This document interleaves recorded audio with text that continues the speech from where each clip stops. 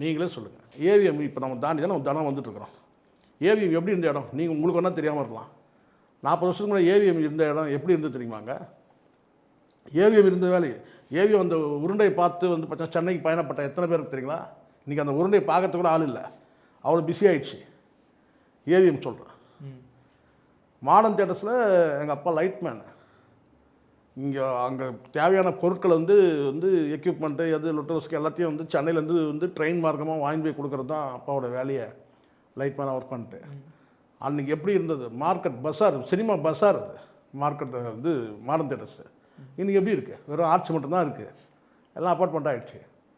ஆனால் அந்த சேலத்தில் சரவணன் வந்து நடிகர் சரவணன் வந்து பார்த்தீங்கன்னா மறுபடியும் வந்து ஒரு ஸ்டுடியோ கம்பெனி ஆரம்பிச்சிருக்காரு. இது எப்படி? இங்கே சென்னையில் வந்து இப்போ லேட்டஸ்ட்டாக வந்து எடுத்துங்க, இவர் ஜெயம் ரவி வந்து ஒரு ஸ்டுடியோ ஒன்று ஆரம்பிச்சிருக்காரு. சரிங்களா? அதுக்கு யாரோ பார்ட்னர்னு சொல்லி போட்டோம், நமக்கு அத்தவளை ஒன்றும் மைண்ட் அங்கே போகுது இல்லை, அது விடுங்க.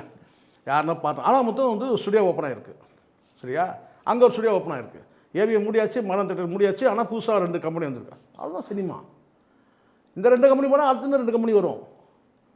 ஐயோ வெற்றிமாறன் போயிட்டாருன்னு கேட்டால் இன்னொரு மாறன் வந்துட்டு போகிறான்.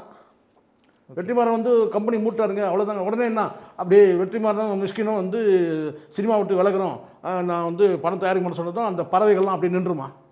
இல்லை அலை அப்படியே அடிக்கும்போது அப்படியே அலை நின்றுமா?